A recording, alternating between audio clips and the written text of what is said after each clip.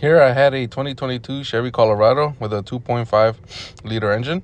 It was the LCV engine, and what it had was this code P00B7, engine coolant flow insufficient. And on this car, it had the coolant jug was pretty much empty. So what I did was I filled it back up, test drove it, and then checked to see if there was any leaks. And there was a leak at the back of the engine. And so what ended up happening was I left it overnight, turned the car back on, and the code went away on its own. And I'm thinking it's because of that low coolant. What I did is I topped it off, test drove it for like 20 to 30 minutes, and then it bled itself, and then the code just went away. But obviously that's not a fix because it still has a leak.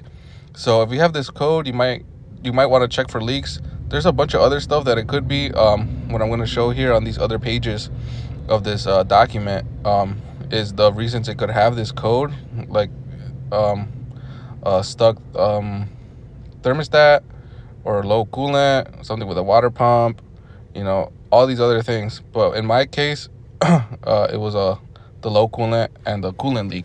So if you want to stop this video to read up on all this, you could do that. I provided all that. But like I said, there was a leak at the bottom of the engine on the passenger side. And then I took it up to the top because there's a ECT sensor at the top of the engine. And I think that's the highest point on the passenger side.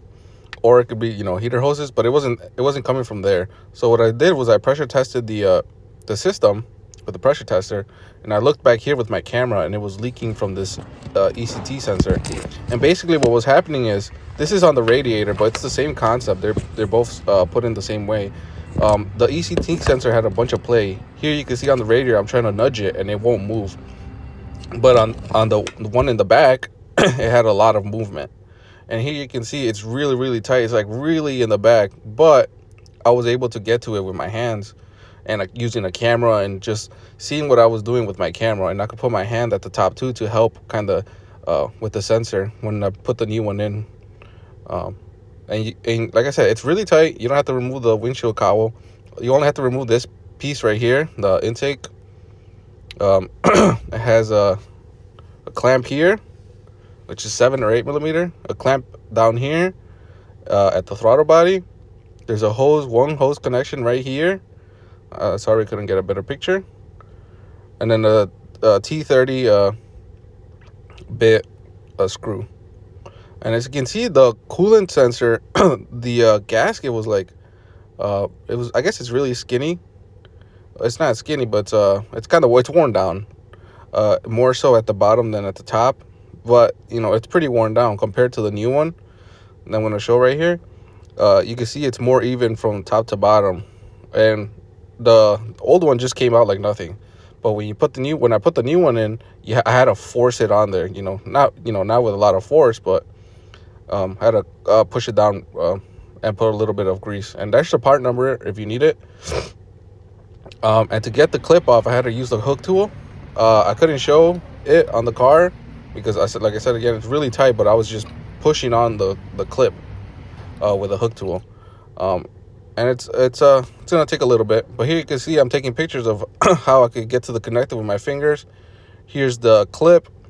That came off it came flying out and it landed on the top of the transmission, so I was lucky to find that. And that's about it. I mean, if you have a camera, it's really easy to do. And they're not really expensive anymore. They're like $100. I think I found some where they're like $60.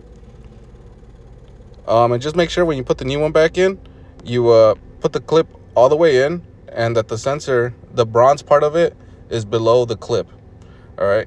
And then I also ended up replacing the thermostat just in case it needed it, because they go bad all the time. There's the OEM part number for the thermostat. And if you're only doing the ECT sensor, to bleed the system, you're probably not going to have to do much. When I took it out, not much came out. So what I did is I just topped it off, the coolant jug, ran it, test drove it, and checked the next day to see if it was still full. And it was, because like I said, not much coolant came out. Now, if you're going to do the thermostat, that's a lot. You're going to lose a lot more coolant. And there's a lot more videos on how to do thermostat on these videos and how to bleed them. So I would refer you to that. But the last thing I want to show is if you want to, there's different type of engines on these cars. Like, it has 2.5s, but this one was a LCV, and there's other variations. And if you want to figure out what the variation of your car is, all you have to take off is the intake. And I couldn't get a better picture, I'm sorry, but there's a sticker right here on the timing cover, and on mine it said LCV. And if you want to figure out what yours is, it'll say there too what variation it is. So hopefully this helps you out, and if you have any questions, just let me know.